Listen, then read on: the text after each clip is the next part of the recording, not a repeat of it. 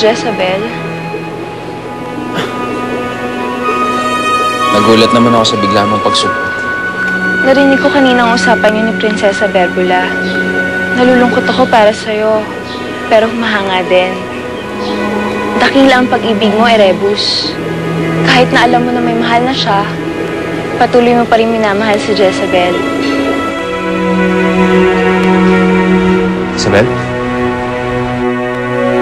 Ayoko matulad kasi ng ina na isinakripisyo lahat sa pag-ibig. Pero sa bandang huli, nawala din ang lahat sa kanya. Kapag malaman niya na sirena ako, baka hindi niya ako matanggap. Baka lumayo siya sa akin. Hindi ko kayang mawala siya ngayon nakita ko na siya. Dapat manatiling sikreto ang pagiging sirena ko. Sir Fredo, pagpasensyahan niyo na po yan si Isabela. Sakit po yan eh. Sakit? Ano sakit niya? Ano? Cancer po. Cancer? Ay, pag-ibig nga naman. Ipapahamak ka. Parang nabigo ko na sa pag-ibig, ah. Hindi pa. At wala akong balak. Pero hindi mo naman kayang pigilan ang pagtibok ng puso. Pero huwag po kayo magpanik. May lunas naman po eh. Sabi mo nagbibiro ka, ah. Ay, hindi po sir.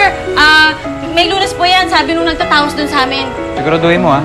Opo sir. Relax lang kayo dyan. Ano na ako, ah. Sige po sir ah. Sige po sir. Bye sir. Sige. Uy, ano ba? Iyak-iyak ka pa dyan. Nakahiya ka. Kung magmamahal man ako, sisiguraduhin kong may pagtingin din siya sa akin. Para masaya. Ayoko maging kasing lungkot mo. Hindi mo kayang diktahan ang puso. At hindi mo rin kayang piliin kung sinong mamahalin mo. Ay, alam mo, Isabel. Isabel! Hoy, marap ka sa akin. Bumalik ka sa katotohanan. Alam mo, kahit sandali lang tayo magkakilala, napalapit ka na rin sa akin eh. Kayong kaibigan lang, ha? Tigilan mo na yung pagpapantasya dyan kay Sir Fredo. Paglingkuran mo na lang siya. Linisin mo na lang na mabuti yung kwarto niya. Uy, Isabel! Diba? Hindi ka niya mahal eh. Hindi ka niya type.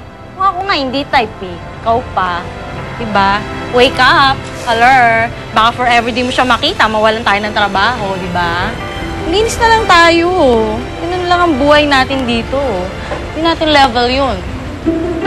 Uy, guys ha, basta walang mawawala sa birthday ko, okay? Konti lang ang invite ko at piling-pili lang yung guest. Kaya pumunta kayo, ha?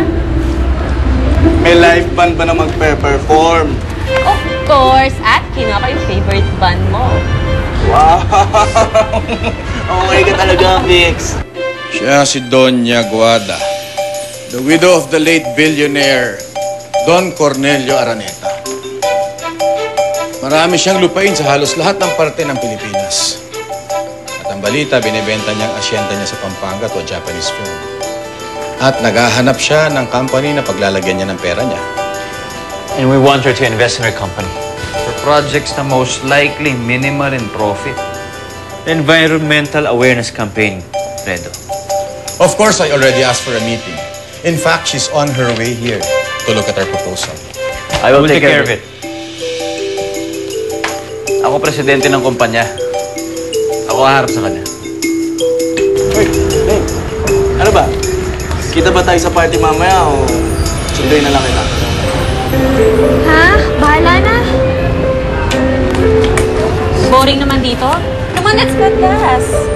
Tara. Ano tayo sini? Hindi ako pwede. May kim ako. May kiusap ako kay Prof. Tural. Baka pwede ako mag-retest. KJ mo naman. Tayo na lang, Fonzie. Di mo, dali. Nas. Fredo, she's a very eccentric old woman. Hindi siya madaling bula-bulahin. Kapag meron siyang hindi magustuhan kahit isa lang, agad niyang tatanggalin at hindi niya tatanggapin ang ating alok. So I want you to handle her with care. Got it. Done. Ang hirap naman intindihin itong librong to. Babagsak na ata talaga ako ng kim eh.